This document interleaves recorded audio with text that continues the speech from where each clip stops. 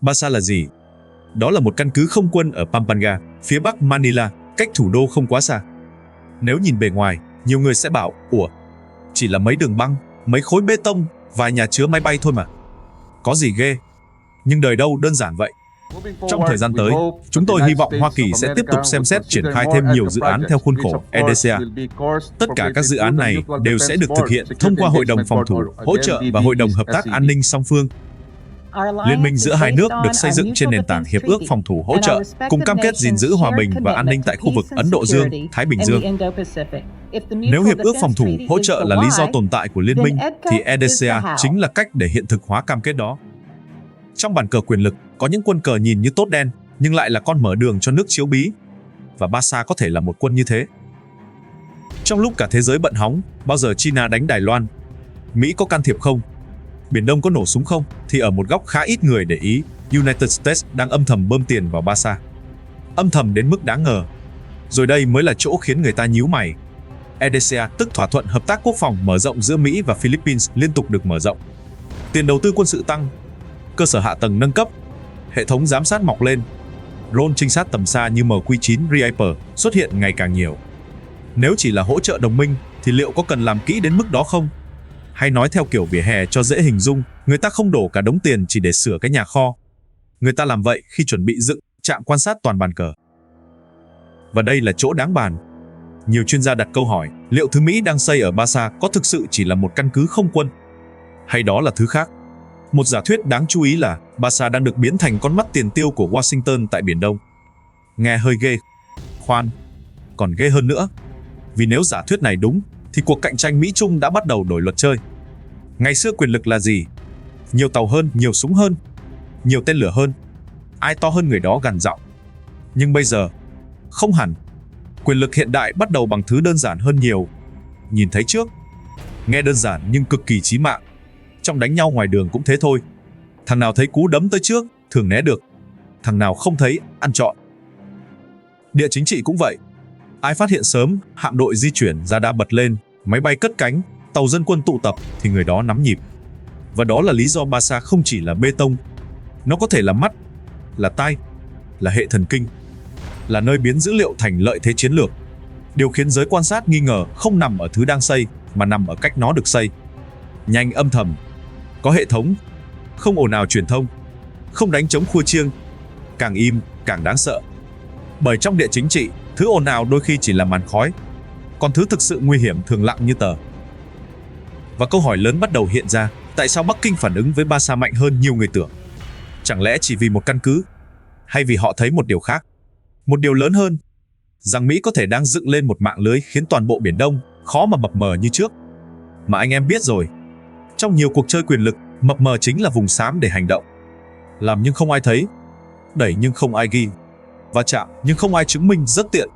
Nhưng nếu có camera 24 phẩy, nếu có drone lượn trên đầu, nếu có radar quét từng chuyển động, nếu có vệ tinh nhìn xuống liên tục, thì sao? Lúc đó, mọi nước cờ đều lộ. Và khi một cường quốc cảm thấy mình bị nhìn quá rõ, nỗi lo không còn là quân sự thuần túy nữa. Nó thành vấn đề sống còn chiến lược. Bởi người bị nhìn xuyên thường mất quyền chủ động. Và mất quyền chủ động, đôi khi còn đau hơn mất vài chiếc tàu. Nhưng đây mới chỉ là mở màn. Vì những gì đang diễn ra quanh Barca chỉ là lớp ngoài. Phần chìm phía dưới mới thực sự khiến cả khu vực lạnh gáy. Muốn hiểu vì sao Barca khiến Bắc Kinh đứng ngồi không yên, thì phải nhìn ra biển. Không phải biển kiểu đi du lịch Nha Trang đâu, mà là vùng biển mà mỗi mét nước đều dính lợi ích chiến lược. Biển Đông, nơi mà nhìn bề ngoài thì tưởng chỉ có sóng. Nhưng bên dưới là tuyến thương mại nghìn tỷ đô, tài nguyên năng lượng, đường tiếp vận quân sự và quan trọng nhất, quyền kiểm soát không gian chiến lược. Nói dân dã thế này, ai kiểm soát Biển Đông gần như đang đặt một tay lên cổ họng logistics châu Á.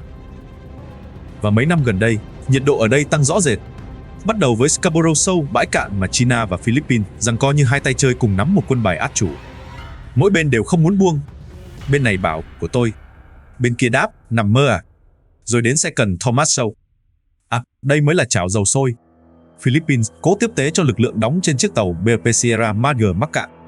Phía Trung Quốc thì dùng tàu hải cảnh chặn đường, đâm vạc, cắt mũi, phun vòi rồng, áp sát, căng đến mức chỉ thiếu mỗi tiếng 3, 2, 1 đấm nhau.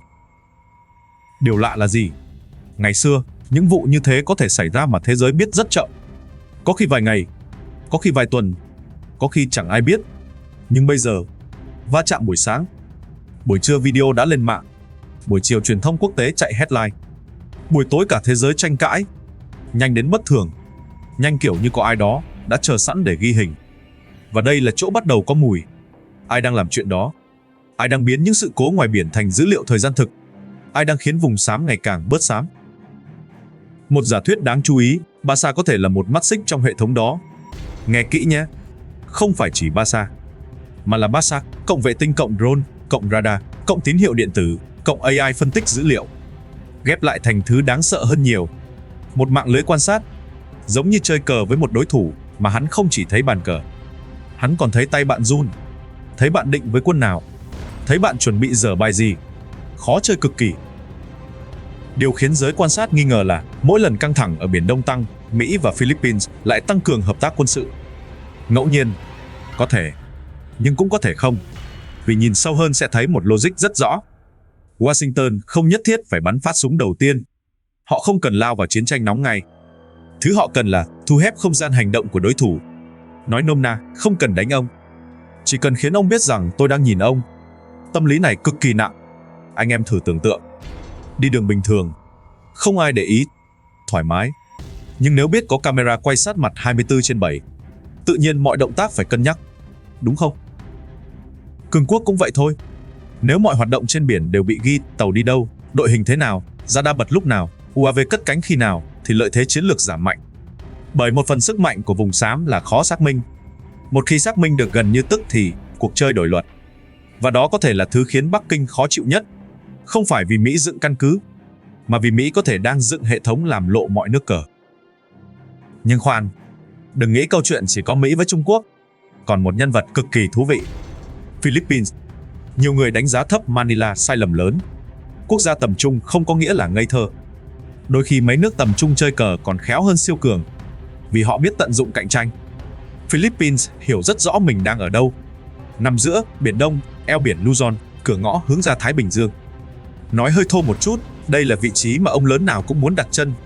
Và Manila biết điều đó. Họ có thể đang chơi một ván rất khó, tăng năng lực phòng thủ bằng cách kéo Mỹ vào sâu hơn.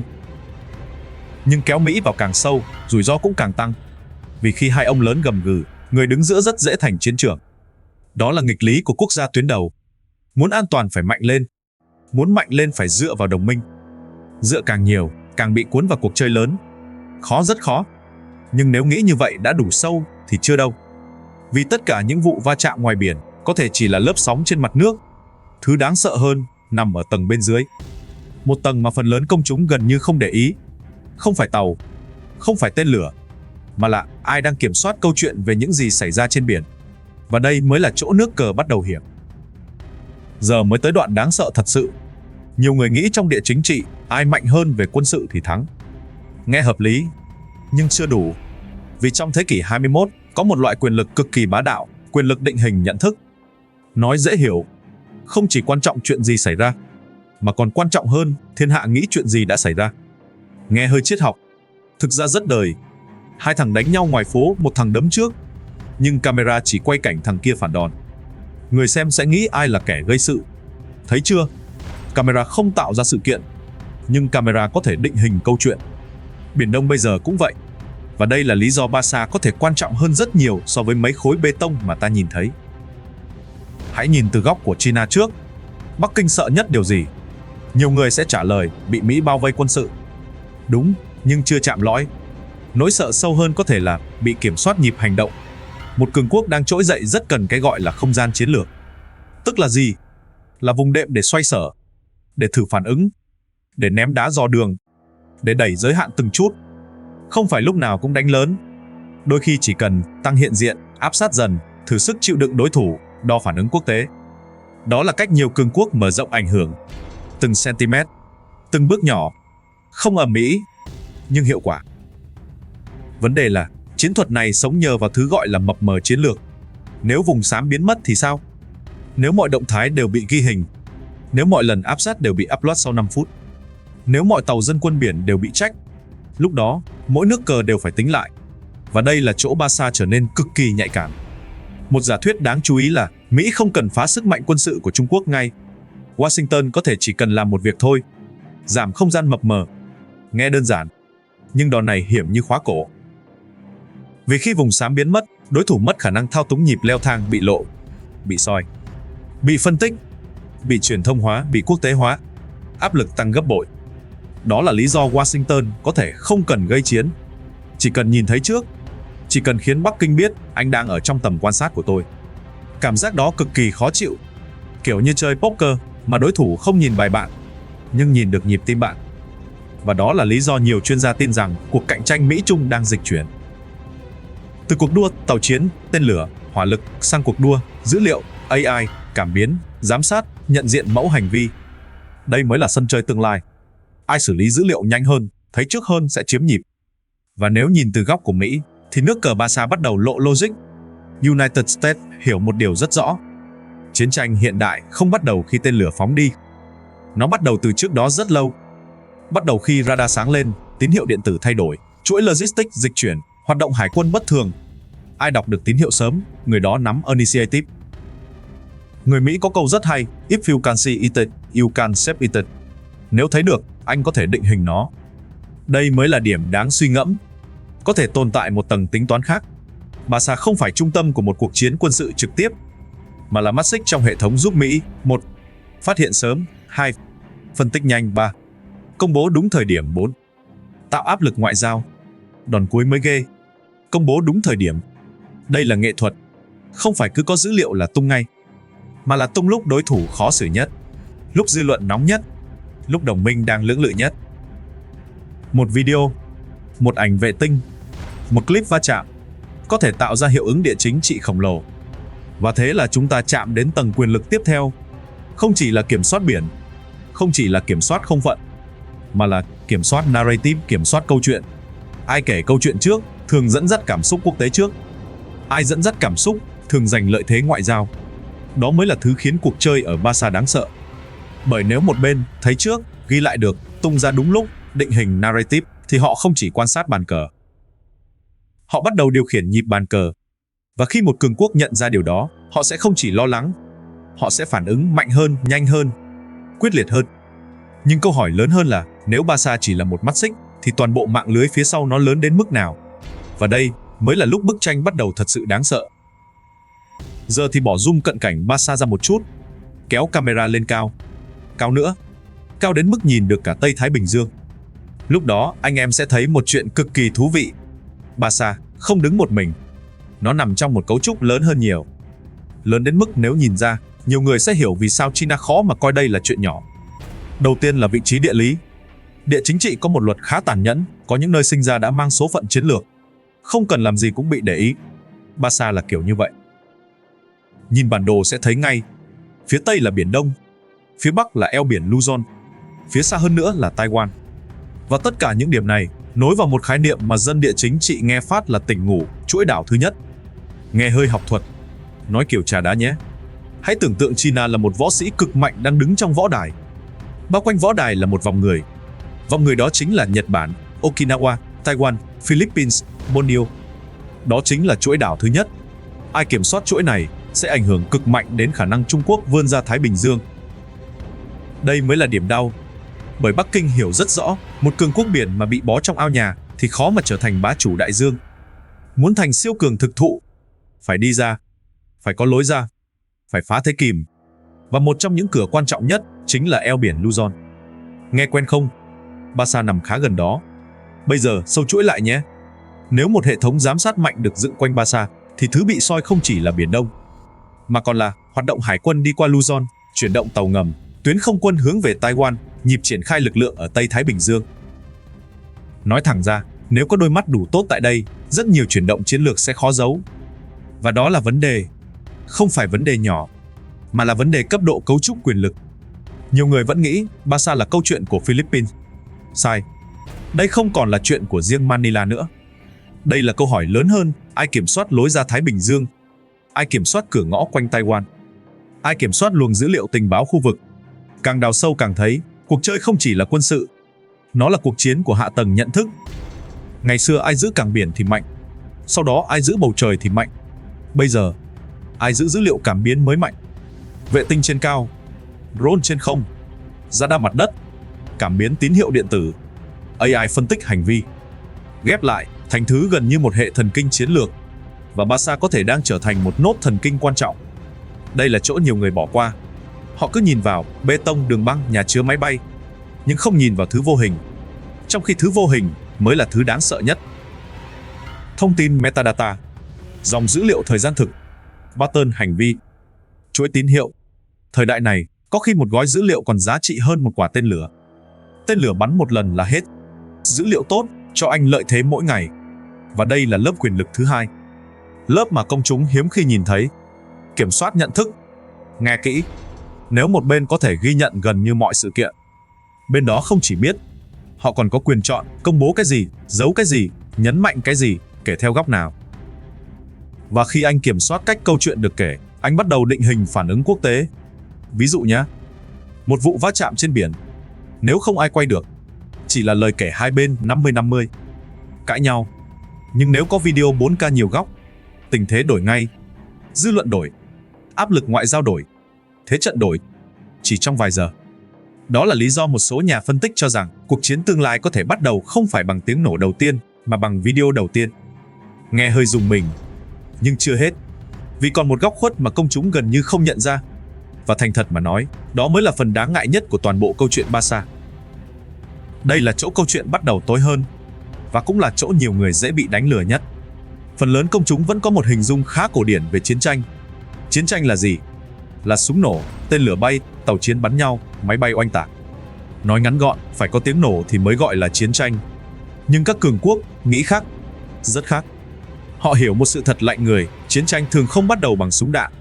Nó bắt đầu bằng thông tin. Nghe đơn giản nhưng cực thấm.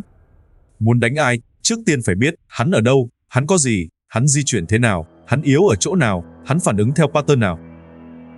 Không biết gì mà lao vào, khác gì nhắm mắt lao giữa ngã tư. Cho nên mới có câu, kẻ bắn phát súng đầu tiên chưa chắc là kẻ bắt đầu chiến tranh. Có khi kẻ bắt đầu thật sự là kẻ xây mạng lưới quan sát từ nhiều năm trước. Và đây là chỗ Barca đáng sợ. Nhiều người nhìn vào Barca và thấy, căn cứ quân sự. Sai nhưng chưa đủ. Một giả thuyết đáng chú ý hơn là Barca không chỉ là căn cứ. Nó có thể là trung tâm thu thập dữ liệu. Nghe kỹ nhé.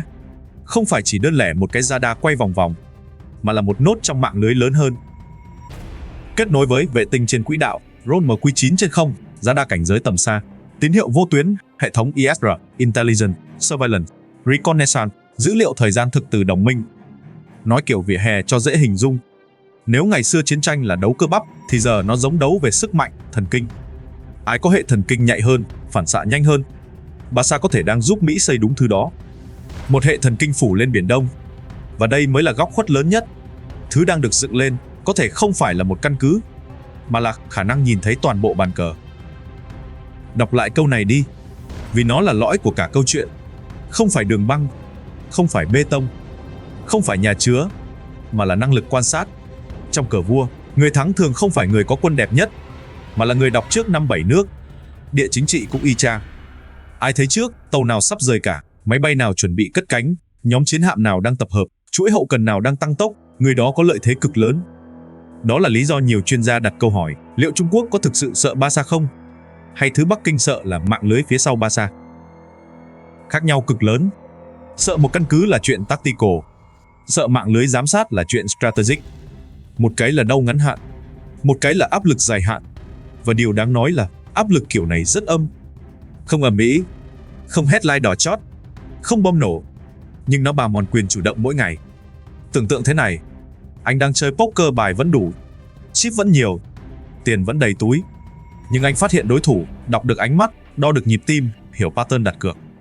Lúc đó anh còn thoải mái bluff không? Khó lắm, rất khó. Đó chính là điều xảy ra khi một cường quốc cảm thấy mình bị đọc vị. Mà với Bắc Kinh, đây có thể là nỗi lo thật. Bởi chiến lược biển không chỉ cần sức mạnh, nó cần bất ngờ, linh hoạt, không gian xám, khả năng thử phản ứng đối thủ. Nếu tất cả bị soi gần như real time, biên độ chơi giảm mạnh. Và đây mới là phần rùng mình nhất. Có những dấu hiệu cho thấy cuộc cạnh tranh Mỹ-Trung đang bước vào phase mới. Không còn là anh có bao nhiêu tàu, mà thành anh nhìn thấy được bao nhiêu. Không còn là ai bắn mạnh hơn, mà là ai phát hiện sớm hơn. Không còn là ai phá hủy tốt hơn, mà là ai quan sát tốt hơn. Nghe tưởng khác biệt nhỏ, thực ra là đổi cả nền tảng quyền lực. Và nếu điều này tiếp tục thì không chỉ Barca thay đổi ý nghĩa, cả Biển Đông cũng có thể bước sang một trạng thái hoàn toàn mới. Một trạng thái mà mọi va chạm nhỏ đều có thể biến thành khủng hoảng lớn cực nhanh. Và đó chính là điều khiến giới chiến lược lo ngại nhất. Giờ thì nói đến hệ quả. Và phải nói luôn, đây mới là đoạn khiến nhiều người lạnh gáy. Nếu xu hướng hiện tại tiếp tục, Biển Đông có thể bước sang một giai đoạn hoàn toàn khác. Không phải yên hơn, mà cũng chưa chắc ồn ào hơn, nguy hiểm ở chỗ nó nhạy hơn. Nhạy đến mức một va chạm nhỏ cũng có thể tạo hiệu ứng domino. Vì sao? Bởi thứ đang biến mất dần là cái mà dân chiến lược gọi là strategic ambiguity, mập mờ chiến lược. Nghe học thuật quá, nói kiểu quán trà đá. Ngày xưa hai bên có thể va chạm kiểu này, tàu áp sát, đâm nhẹ, cắt đầu, dọi laser, khóa radar. Rồi sao? Rồi mỗi bên về kể câu chuyện theo ý mình. Bên A nói, nó gây sự trước. Bên B đáp, nó xạo đấy. Thiên hạ nghe xong mơ hồ, không rõ. Mà khi không rõ thì còn chỗ để hạ nhiệt, còn vùng đệm, còn đường lùi. Nhưng giờ, vùng đệm đó đang co lại. Rất nhanh, một va chạm xảy ra. Camera drone ghi, radar lock lại, vệ tinh đối chiếu, AI xác định timeline, clip tung lên, truyền thông quốc tế nhảy vào. Chỉ vài giờ bom, khủng hoảng. Đó là điều đáng sợ. Không phải vì va chạm nhiều hơn, mà vì mọi va chạm đều bị phóng đại tốc độ phản ứng. Và khi tốc độ tăng, rủi ro tính toán sai cũng tăng. Đây là chỗ nghịch lý xuất hiện. Cực kỳ thú vị nhưng cũng cực kỳ nguy hiểm. Cả hai bên đều có thể tin rằng mình đang phòng thủ, nhưng đối phương lại cảm thấy mình bị bao vây. Nghe quen không? Đây chính là cái bẫy kinh điển trong lịch sử địa chính trị. Tên của nó là Security Dilemma, thế lưỡng nan an ninh. Ví dụ nhé, Mỹ nói tôi chỉ tăng giám sát để ngăn xung đột. Nghe hợp lý. Nhưng từ góc của China, họ có thể nghĩ ngăn xung đột cái gì? Ông đang dựng mắt quanh nhà tôi thì có. Thấy chưa? Một hành động phòng thủ của bên này trông như hành động tấn công trong mắt bên kia. Và đó là nơi leo thang bắt đầu. Không cần ai muốn chiến tranh, không cần ai bấm nút trước, chỉ cần hai bên cùng cảm thấy bị đe dọa. Thế là đủ nguy hiểm. Lịch sử đầy ví dụ kiểu này. Trước World War I, phần lớn cường quốc châu Âu đều nói mình đang phòng thủ. Nhưng ai cũng tăng quân, ai cũng cảnh giác, ai cũng nghi đối phương chuẩn bị ra tay. Kết quả, một sự kiện nhỏ đốt cháy cả lục địa. Đó là bài học cực đắt. Quay lại Barca. Nếu căn cứ này thực sự trở thành một nốt giám sát trọng yếu, thì cạnh tranh Mỹ-Trung tại Biển Đông sẽ ngày càng tập trung vào 4 thứ: thông tin, giám sát, công nghệ, dữ liệu, chứ không còn chỉ là tàu chiến. Đừng hiểu nhầm, tàu chiến vẫn quan trọng, tên lửa vẫn đáng sợ, nhưng chúng đang dần trở thành lớp cơ bắp bên ngoài. Bên trong mới là thứ quyết định. Bộ não, hệ thần kinh, mắt, tai, AI. Nghe như SCIFP, nhưng thực tế đang đi đúng hướng đó. Một số nhà phân tích thậm chí còn đặt giả thuyết cuộc chiến lạnh mới giữa Mỹ và Trung Quốc có thể là cuộc chiến của sensor trước khi là cuộc chiến của missile. Nghe câu này cực đáng suy ngẫm. Sensor trước missile, tức là ai thấy trước có thể đã thắng nửa ván. Và đây mới là phần căng. Khi một bên tăng khả năng nhìn, bên kia sẽ làm gì? Ngồi yên? Không đời nào. Họ sẽ tăng chống giám sát, gây nhiễu, đánh lừa tín hiệu, phát triển counter ISR, đầu tư chiến tranh điện tử. Cuộc đua lập tức leo thang. Thế là từ chỗ cạnh tranh quân sự, cuộc chơi chuyển sang chiến tranh nhận thức, chiến tranh dữ liệu, chiến tranh cảm biến. Và nếu nghe đến đây mà anh em vẫn nghĩ Barca chỉ là một căn cứ quân sự, thì có lẽ đã bỏ lỡ nửa câu chuyện.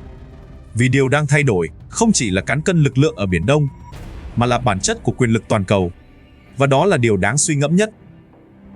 Nếu phải rút ra một bài học địa chính trị đắt giá từ câu chuyện Barca, thì nó có thể gói gọn trong một câu: kẻ mạnh nhất chưa chắc thắng. Kẻ nhìn thấy trước thường mới là người sống sót lâu nhất. Nghe hơi phũ, nhưng lịch sử toàn vận hành kiểu đó.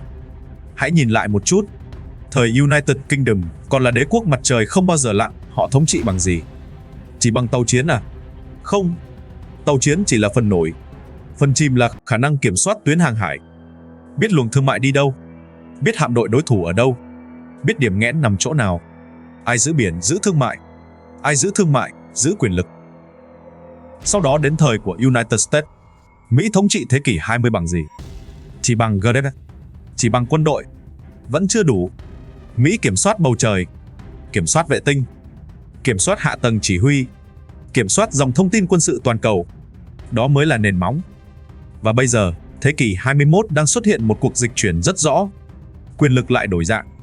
Không còn đơn thuần là ai nhiều súng hơn, ai nhiều tàu hơn, ai nhiều đầu đạn hơn, mà đang chuyển sang ai có hệ thống phát hiện tốt hơn, ai có AI xử lý nhanh hơn, ai kết nối sensor dày hơn, ai đọc bàn cờ chuẩn hơn.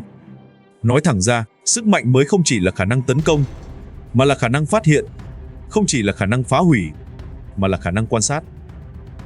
Và đây là lý do Barca đáng để phân tích. Bởi Barca không phải câu chuyện của riêng Philippines, Biển Đông hay một căn cứ quân sự. Nó phản ánh thứ lớn hơn, một quy luật mới, một meta mới của địa chính trị. Ngày xưa đánh nhau kiểu tôi mạnh hơn nên tôi thắng. Ngày nay có khi thành tôi thấy trước nên tôi khóa nước cờ của anh.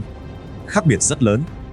Một bên là đấm trực diện, một bên là khóa cổ chiến lược, khóa đến mức đối thủ còn chưa kịp vung tay. Đó mới là đòn hiểm. Anh em để ý sẽ thấy, trong mọi cuộc cạnh tranh lớn gần đây từ Ukraine-Russia đến Biển Đông, đến eo biển Taiwan, thông tin luôn xuất hiện cực sớm. Ảnh vệ tinh, OSINT drone footage, intercept, heatmap signal pattern. Nói cách khác, chiến tranh hiện đại đang ngày càng minh bạch hơn, nhưng nghịch lý là chính sự minh bạch đó lại có thể làm leo thang nhanh hơn. Nghe vô lý? Không hề. Vì khi mọi thứ bị soi liên tục, không còn nhiều chỗ để lùi trong im lặng. Mỗi bước đều bị cả thế giới nhìn. Mà khi bị nhìn, các lãnh đạo cũng chịu áp lực chính trị lớn hơn. Nhượng bộ khó hơn, lùi khó hơn, giữ thể diện khó hơn. Và trong địa chính trị, đôi khi người ta leo thang không phải vì muốn đánh, mà vì không muốn trông như đang yếu thế. Đây mới là mặt tối của cuộc chơi. Một cường quốc đang lên như China hiểu điều đó. Một siêu cường đã định hình trật tự như United States cũng hiểu điều đó. Và quốc gia tuyến đầu như Philippines lại càng hiểu. Cho nên câu chuyện Barca chưa dừng ở chuyện quân sự. Nó chạm vào câu hỏi nền tảng hơn, trong thế kỷ 21, ai sẽ là kẻ kiểm soát nhận thức chiến lược? Ai nắm được dữ liệu, cảm biến, AI, hạ tầng phân tích sẽ có lợi thế. Không tuyệt đối, nhưng rất lớn. Lớn đến mức đủ xoay chuyển cả bàn cờ. Và đây là lúc ta chạm đến câu hỏi cuối cùng. Câu hỏi quan trọng nhất, cũng là câu hỏi khiến câu chuyện Barca vượt xa khỏi một bản tin quân sự thông thường. Khi nghe tới căn cứ không quân Barca, nhiều người phản ứng khá tự nhiên. Thêm một căn cứ quân sự thôi mà. Nghe hợp lý, nhưng có thể đó mới chỉ là lớp sơn bên ngoài. Và đây mới là điều đáng suy ngẫm. Có những thời khắc trong lịch sử, thế giới không thay đổi vì một trận chiến lớn. Nó thay đổi vì bản chất quyền lực âm thầm dịch chuyển. Ngày xưa, United Kingdom thống trị nhờ kiểm soát đại dương. Sau đó, United States vươn lên nhờ kiểm soát bầu trời.